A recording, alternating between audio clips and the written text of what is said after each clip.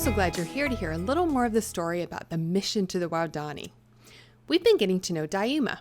She had run away from her village because people had attacked her family. She went to live with strangers and was really surprised that they were nice. They didn't want to hurt her. She was even learning their language. We've also been learning that it was really difficult to be a missionary in the jungle. Getting to different parts of the jungle was a challenge, and there were dangerous animals like snakes that you had to watch out for. They needed missionaries who could fly planes and get to places in the jungle more quickly and safely.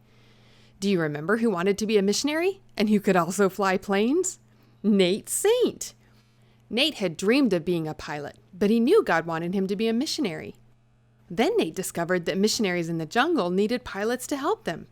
He became a jungle pilot in Ecuador, South America, and used a small airplane to help missionaries travel quickly and safely from one place to another. Think about what an airplane sounds like. All right, now listen.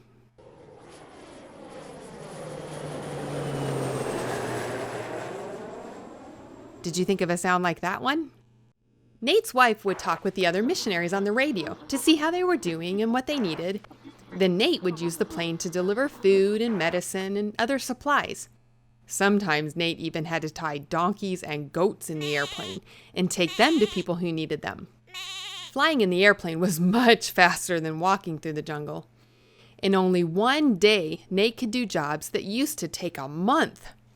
He also invented safer ways to fly planes in the jungle. He was using the special abilities that God had given him. One time, Nate heard that some angry men were sneaking over to attack another tribe that lived in the jungle. Well, because Nate knew that God's love shows mercy, he wanted to warn them. He took the door off his airplane and put a microphone with a loudspeaker in the plane.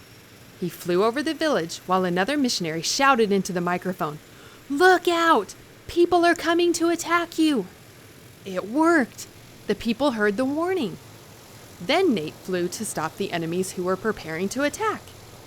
He flew over their village while another missionary shouted into the microphone, "We warn them!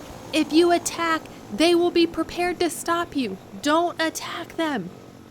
It worked. God had used the things Nate was good at to save people's lives. Nate thanked God for giving him these special abilities so that he could help others. Because God's love shows mercy, Nate asked God to also let him help the Waodani. Sometimes Nate had to fly his airplane over the part of the jungle where the Waodani lived. Other missionaries had told him about the Waodani and how dangerous they were. If his plane ran out of fuel or crashed in that part of the jungle, the Waodani would kill him. But this didn't make him angry at the Waodani. He wrote a letter to his parents and told them about the Waodani. He said, "We hope that someday the airplane will be an important part of reaching these people with the gospel. We're watching and praying for that day."